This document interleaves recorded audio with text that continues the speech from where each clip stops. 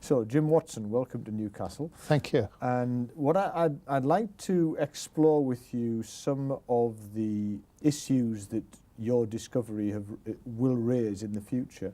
But can I begin by asking you to say how much you foresaw? I mean, you've been asked this many times, it's hard to remember perhaps, but when you realised what DNA did and how it worked, you must have started to wonder what the implications would be for the Of course, future. when we saw it as a linear molecule, and we thought it's going to provide a code for providing the information which orders amino acids and proteins, but we didn't know how it did it. So our first question was, what's the code in DNA? So that occupied us from 1953 to about 1966. Right. And so that was really what, we said, get the code.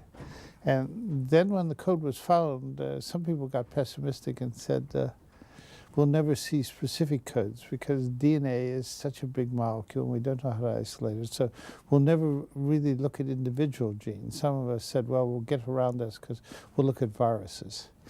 And where the DNA molecules were small enough, so we thought we could study them. And that's the way my own lab went at Harvard in that period. We took a very small RNA virus and we said, well, we'll study it. Start with something simple. And then in 1973, recombinant DNA came, and suddenly you had a procedure for isolating any piece of DNA, and Sanger and Gilbert came up with their DNA sequencing methods roughly at the same time. And then you could say everything broke loose, that in theory any gene was someday going to be isolated. That obviously led over the next few years towards the concept of the Genome Project. I mean, how did that begin from your perspective?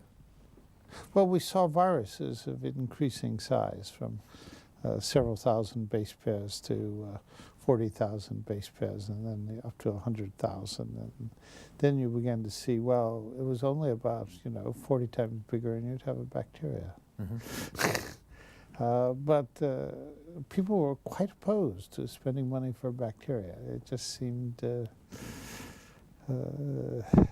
were to study genes. You weren't to really think in terms of the information for an entire organism, that people were reluctant. I think the Human Genome Project really got started because of genetic diseases. Yes, that's what it wasn't the sort of biologist saying, I want to get the program for the development of a fly, which now just seems second nature to people. Sure. They were just, they were gene-oriented, they weren't fly-oriented. They wanted to know how a gene functioned. They didn't really want to know how the information in genes was used to put together an organism. When you became involved in running the Human Genome Project, you said you set apart, I think, 3% of the budget to address ethical issues. Yes. So obviously you and others were concerned then, or at least aware then, that there would be concerns. concerns. Well, I was the director at my other job of the Cold Spring Harbor Laboratory, which had a very strong eugenics program for 30 years. It was sort of the center of American eugenics, and looked at it in retrospect. It did a lot of harm. Yes.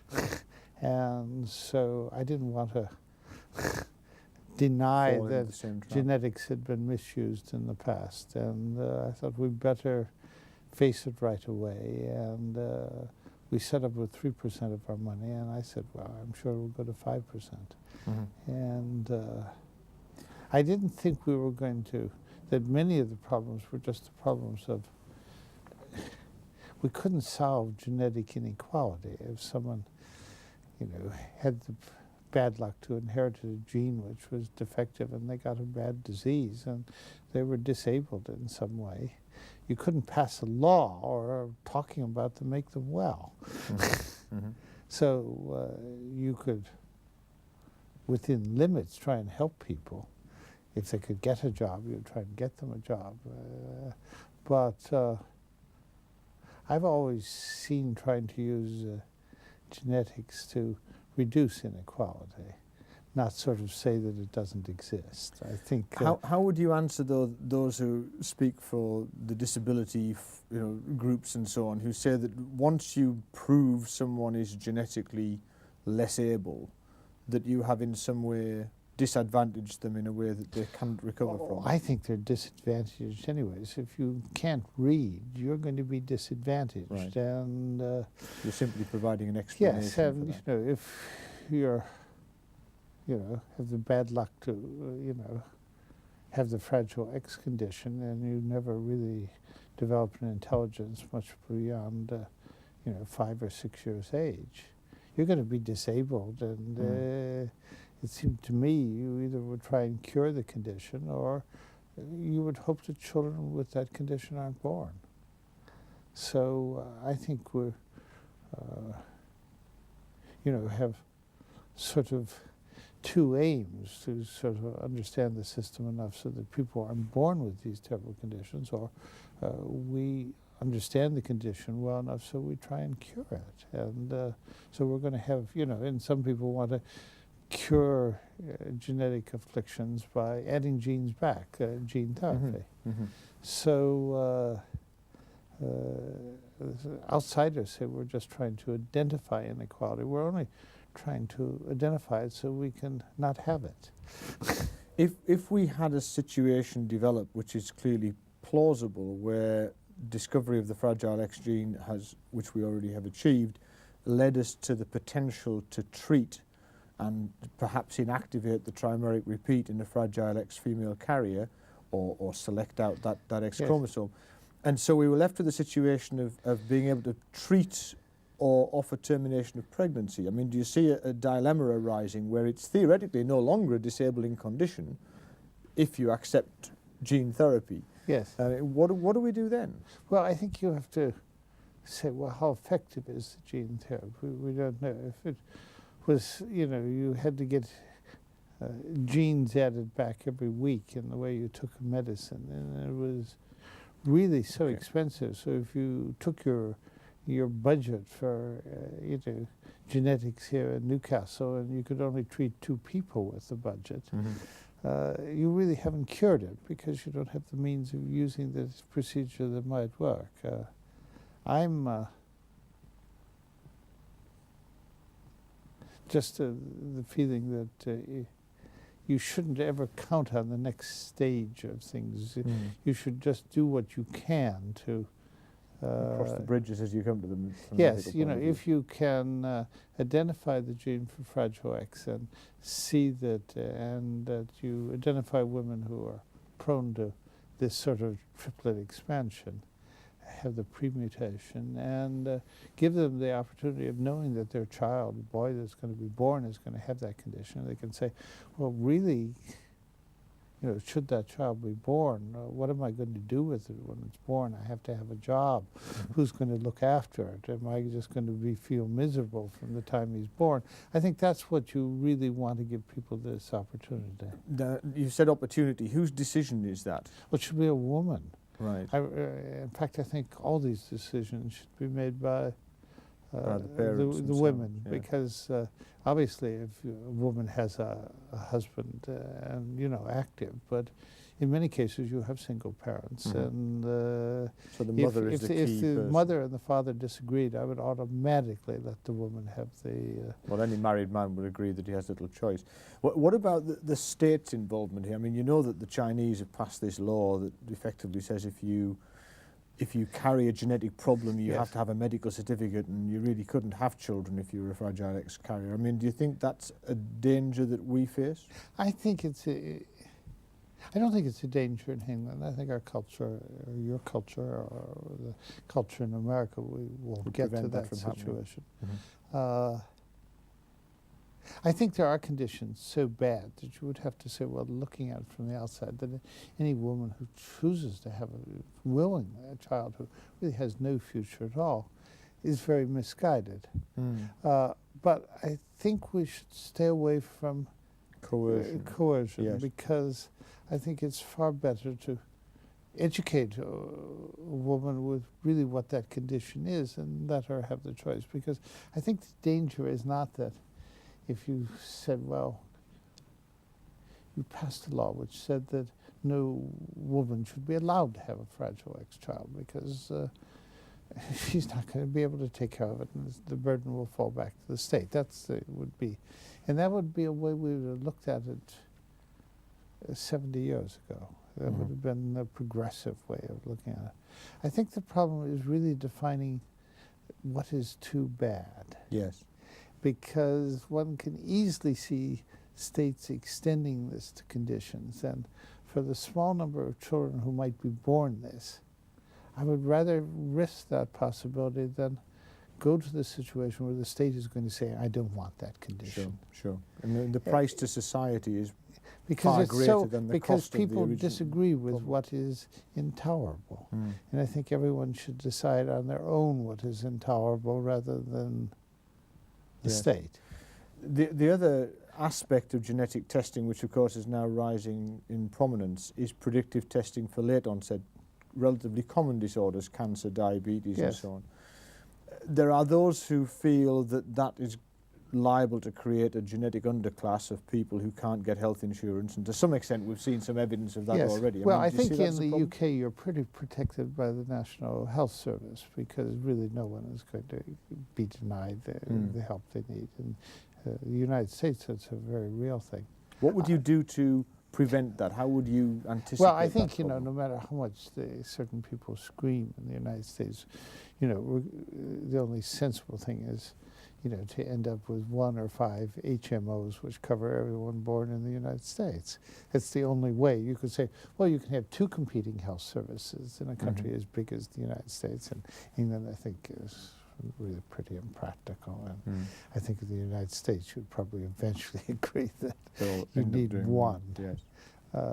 And So a sort of safety net effect of a health maintenance organisation like the National Health Service, yes, to some extent removes some of the problems. I think you have to have it. I think there should be, you have to have a law of genetic privacy. I don't think anyone should be allowed to say, I want to look at you, your DNA. I think there should be rather strict penalties. If someone is going to cheat and look, it's a very severe penalty. So that no large company is going to do it because they know the penalty is so great.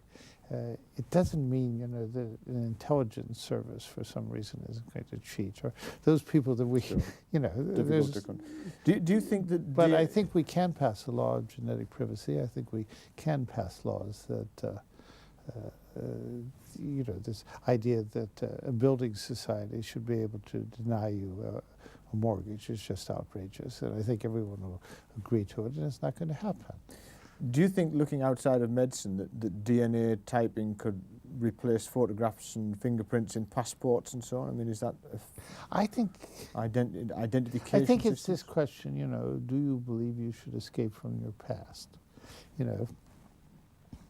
If you committed a hideous crime and flee to another country and want to be good for the rest of your life, it's a complicated issue as to, because you could say, well, some crimes are so terrible, you wouldn't want Hitler to have escaped. But, what if it was a credit card bill and they were following you So the rest idea of of making the state too powerful makes you Yes, feel a little you uneasy. get a little worried that It's difficult to if you,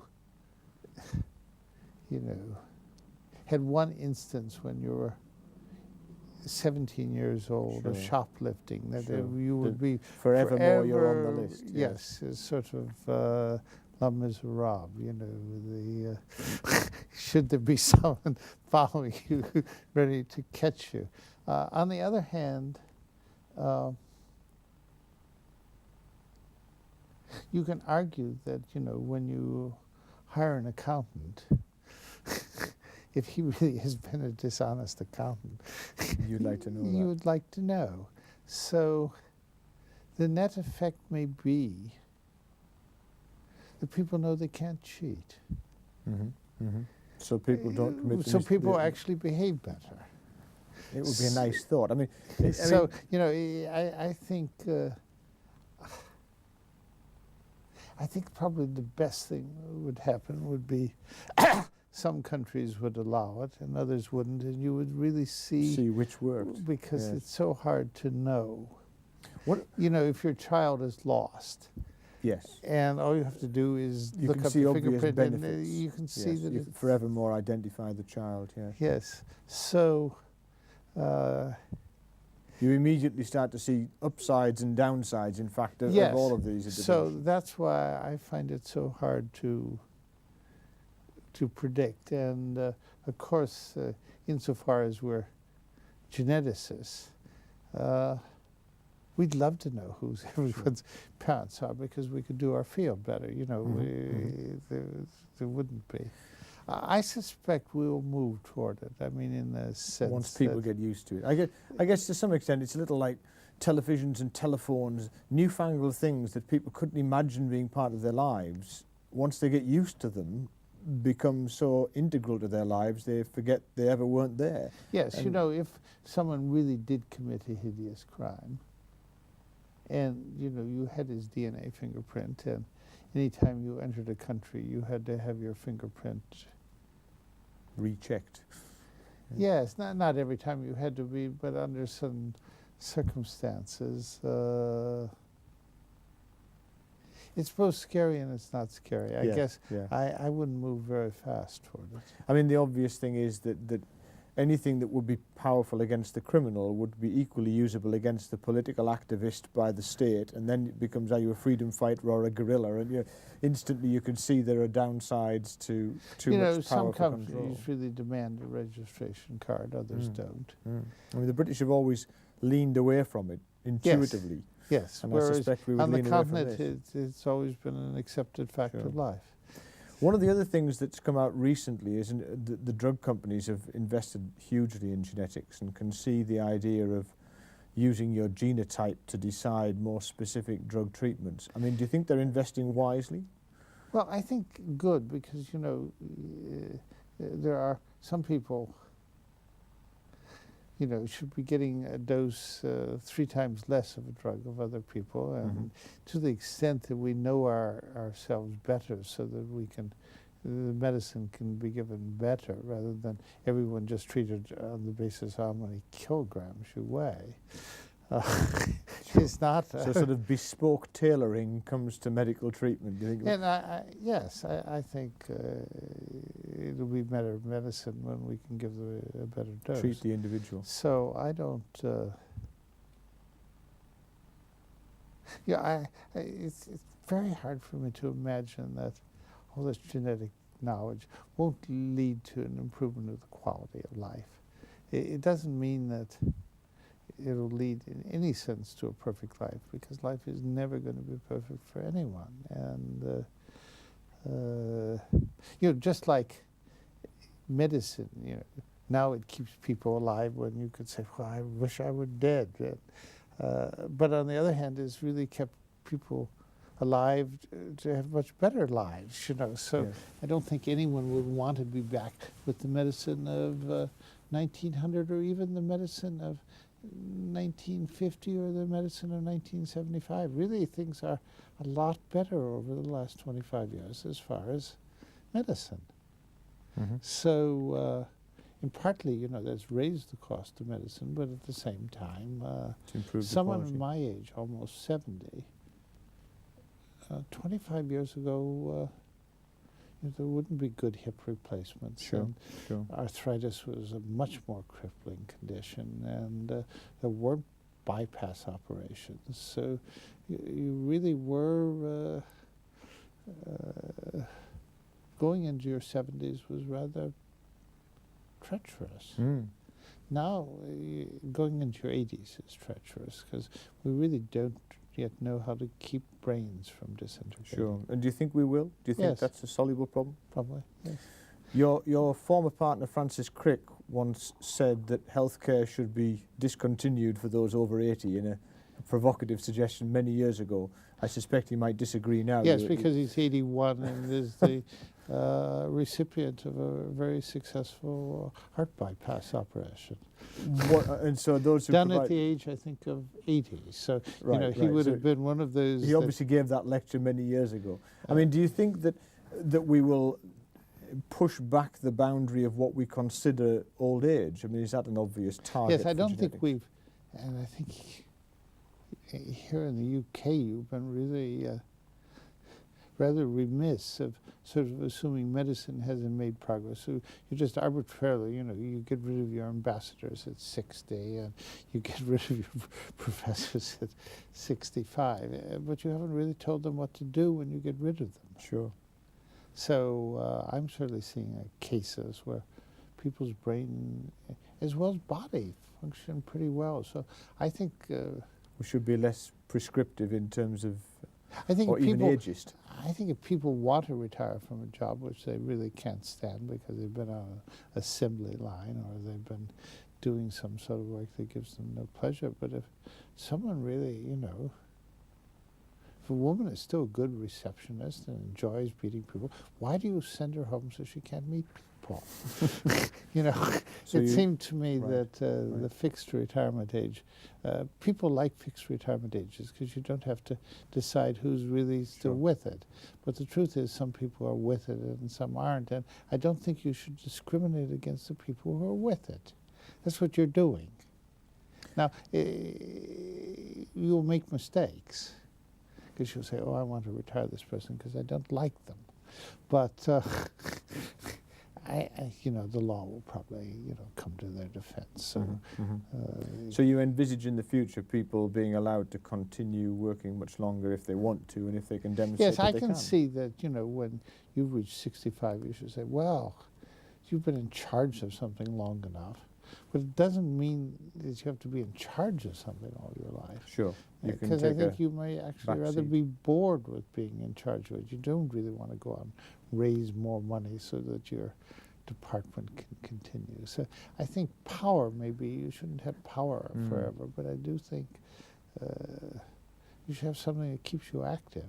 Is there a danger? It was once said that professors, when they reach retirement age, they develop detached retinue syndrome, that they Yes. no longer have a crowd of people working for them and under them. I mean, you've gone through in your career now to I guess a less sort of responsible position in terms of running large groups of people. Do Well, you I'm feel still happier? technically the chief executive officer, but Does I that don't carry a really- lot of responsibility in yeah, administrative more, terms? more than I want.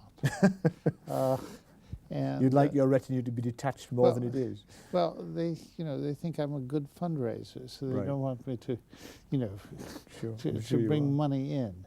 I would just love to give it up. On the other hand, I certainly don't think I'm qualified, to go out and choose younger scientists, Sure. and, because I don't know them. Mhm. So You need to know the field and be in the field. You think? I think to you have to go to meetings. You have to know Yes. them. You have to see them sort perform. of move in a way, and I've different thing. So I don't think people should necessarily have power too long, but I don't. Their life should not arbitrarily end because of the number of years they've been in it. Yes, I think medicine is, done such enormous things, but Bismarck picked out 65 as the age of retirement. That was a while ago. That was more than 100 years ago, and Yeah. people got pensions generally when they were largely dead. You were dead Mhm. before you reached Yes, the age yes, when you got a yes. pension. Now in the United States, you get your pension 20 years before you're expected to die. Mm. And I think that is a lunatic thing, completely lunatic. And To end as we began with DNA, I mean, one of the big questions for us in genetics is to what extent the knowledge of DNA will have an impact on common diseases. We're told that 2/3 of chronic illness has a genetic predisposition. Do you think that we'll see chronic diseases disappear as the infectious diseases did once we understand their cause, or will they always be with us like the poor? I think they'll always be with us, but we'll be able, we've got to die somehow. So, but whether you can say, well, we'll understand kidney failure better enough. So, will we? A disease which we really have to know how to manage better is diabetes. That's just a terrible way to Do you think we'll crack that one? Yes. You know, the fact that, you get the sores on your legs and you either go blind or you have to lose your limbs. I wouldn't really want to, have my life extended to go through that period of disability. I don't think that's... But perhaps treating the immune susceptibility or replacing the gene for insulin, or do you Or think that's just understanding, how to we stop know the there's complications? these various genes which predispose, or we're just about, we're beginning to find them. And I think until we have reason otherwise, I think we should be optimistic that we understand. I think all our knowledge that we're finally accumulating about cancer is going to let us manage it. It won't necessarily mean that we'll kill every last cancer cell. It may not be worth the effort, but if you could We can keep it under manage control. breast cancer so that essentially you could, a woman could be pretty sure it's not going to kill you over 25 years. That's what you want, and not suddenly that you get the disease and you're 40 years old and you're going to be dead in 2 years. I think that sort of thing, the knowledge, we should be able to do it. So that knowledge perhaps leading to a better future. But how do you answer briefly to those people who say, well, you've let the genie out of the bottle, you're basically going to make human beings seem less human because now you're reducing us to a simple code? I think that's nonsense, because everything we're going to know is still going to be a person you're either going to, like or dislike or love or something. I don't think all these basic human emotions are going to disappear. Or, we're fundamentally a social creature, and we start out in a way, wanting to like and help someone, unless we feel they're going to kill us. If they're another nation, all these reasons for it. But human beings need each other. And we can't survive in a solitary way, and we're sort of genetically programmed to need each one other. And I don't think that means that the fact that we're genetically programmed to need each other in any way diminishes us as human beings. We've always been that way. And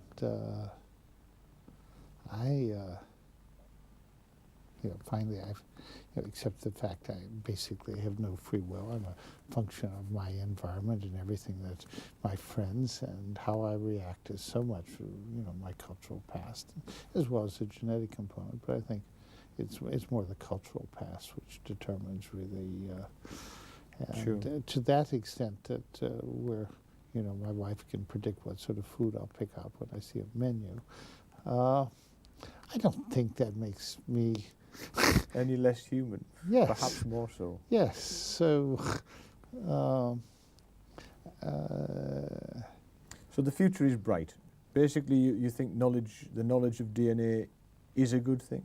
Yes, I think human society is better than it was 100 years ago, certainly better than 200 years ago. And I see no reason why 100 years from now we haven't made things better for ourselves. That's a perfect moment to end. Thank you for your time, Jim. Yeah.